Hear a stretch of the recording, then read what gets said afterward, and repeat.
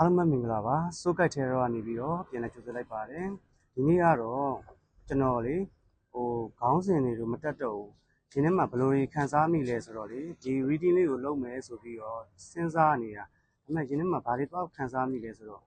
ဒီငွေကြေးပေါ့နော်ငွေကြေးကိစ္စနဲ့ပတ်သက်ပြီးတော့တော်တော်များများဒုက္ခရောက်နေတယ်ပေါ့နော်ငွေကြေးနဲ့ပတ်သက်ပြီးတော့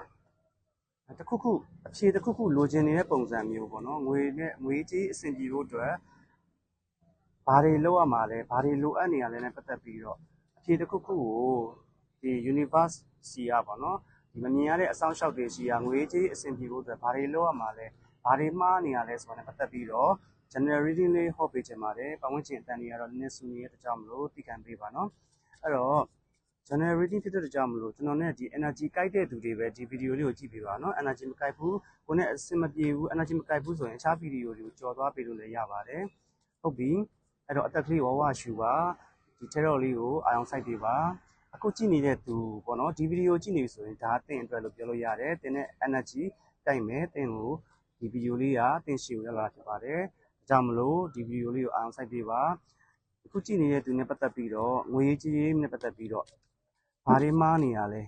ဘာတွေလိုအပ်တာလဲဘာတွေပြင်ဆင်ရမှာလဲဘာတွေဖြစ်နေရလဲပေါ့နော်ဒါလေးကို general reading လေးအပ်ပေးချင်ပါတယ်အဲ့တော့ကျွန်တော်3ကတ်ထုံးစံတိုင်းပဲ3ကတ်ဆွဲလိုက်မယ်3ကတ်ဆွဲလိုက်မယ်ဟုတ်ပြီ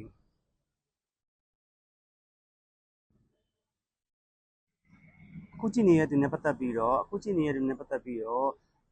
ဒီငွေကြေးပေါ့နော်ငွေကြေးနဲ့ပတ်သက်ပြီးတော့ဘာတွေဖြစ်နေလဲ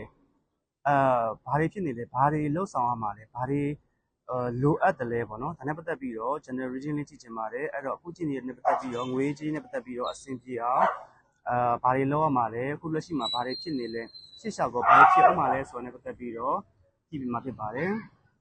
အဲ့တော့အသက်ကလေးကိုဝဝရှူမယ်ဟုတ်ပြီအဲ့ဒါဆိုရင်စပြီးတော့ဒီတင့်အတွက်ကိုဒီ universe ကပေးတဲ့ငွေကြေးနဲ့ပတ်သက်ပြီးတော့ဘာတွေလုပ်ရမယ်ဆိုတာကိုစပြီးတော့ကြည့်ပြမယ်ပေါ့နော်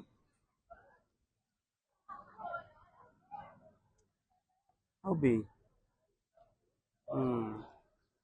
အခုလက်ရှိမှာတော့လေတင်ကငွေကြေးနဲ့ပတ်သက်ပြီးတော့ပေါ်များနေရလို့လည်းပြောလို့မရဘူးအခုလက်ရှိတင်ပိုင်ဆိုင်ထားတဲ့ငွေကြေးတင်ပိုင်ဆိုင်ထားတဲ့ပစ္စည်းဥစ္စာနဲ့ပတ်သက်ပြီးတော့လက်ရှိရထားတဲ့အရာတွေဟာပေါ့နော်တင်ကိုယ်တိုင်ဖြည်းဖြည်းချင်းစီကိုယ်တိုင်စူးစမ်းအားထုတ်ပြီးတော့ရလာတဲ့ငွေကြေးတွေဖြစ်တယ်အဲ့တော့ဒီငွေကြေးတွေဟာဆိုရင်လည်းပဲအရင်တုန်းကတင်ကိုယ်တိုင်ဘယ်လိုရခဲ့လဲဆိုတော့ရိုးရိုးသားသားကြိုးစားစားနဲ့ကိုယ့်ရဲ့အလုပ်ကိုယ့်ရဲ့ယာတူးပေါ်မှာ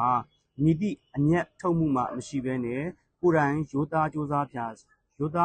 စွာဖြင့်ရရှိခဲ့တဲ့ငွေကြေးတွေဖြစ်ပါတယ်အဲ့အတွက်အခုလက်ရှိငွေကြေးတွေကတော့လက်ရှိစုဆောင်းရရှိထားတဲ့ငွေကြေးတွေကတော့ခိုင်မာမှုရှိတယ်လို့ပြောမှာပေါ့နော်နောက်တစ်ခုကဒီတိုင်းလေးတာပုံမှန်လေးတာလက်ရှိမှာပေါ်များမနေတော့လဲပဲအရင်ခက်ခဲမနေတော့လဲပဲဒီ reading လေးကိုကြည့်နေတဲ့သူတွေအနေနဲ့လက်ရှိမှာငွေကြေးနဲ့ပတ်သက်ပြီးတော့ကိုယ်တိုင်စူးစမ်းပြီးတော့တစ်ခုချင်းစီတိစောက်နေရတာမှန်တယ်စူးစမ်းပြီးတော့စုဆောင်းနေရတာမှန်တယ်စူးစမ်းပြီးတော့ငွေကြေးတွေရရှိအောင်စူးစမ်းပြီးတော့စုဆောင်းနေရတယ်လှုပ်ဆောင်နေရတာမှန်တော်လဲပဲပေါ်များခြင်းမရှိတော့လဲပဲလက်ရှိငွေကြေးလေးကိုဒီတိုင်းလေးဆက်သွားမယ်ဆိုရင်မကြခင်မှာတော့လေငွေကြေးနဲ့ပတ်သက်ပြီးတော့တင့်ရှိမှာပေါ်ကျွယ်ဝမှုပြည့်စုံမှုဆိုတာအနေထားတစ်ခုရောက်ရှိလာမယ်လို့ပြနေတယ်ပေါ့နော်အဲ့တော့လက်ရှိမှာဒီ reading လေးကိုကြည့်နေတဲ့သူတွေအနေနဲ့ငွေကြေးနဲ့ပတ်သက်ပြီးတော့လေအရင်အကျက်အသက်ဖြစ်နေရတာမဟုတ်ဘူး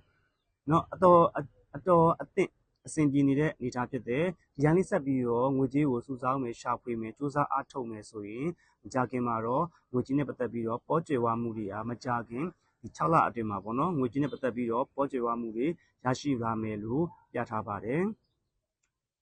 ကဲဒီ reading လေးနဲ့ကိုယ့်ရဲ့ energy ကတ်တဲ့ဆိုရင် energy claim ကိုကြည့်သွားပေးပါအခြားသိချင်တဲ့ချက်တွေရှိမယ်ဆိုရင်လည်း comment လေးမှာရေးသွားပေးခဲ့ပါကျွန်တော်ကဒီ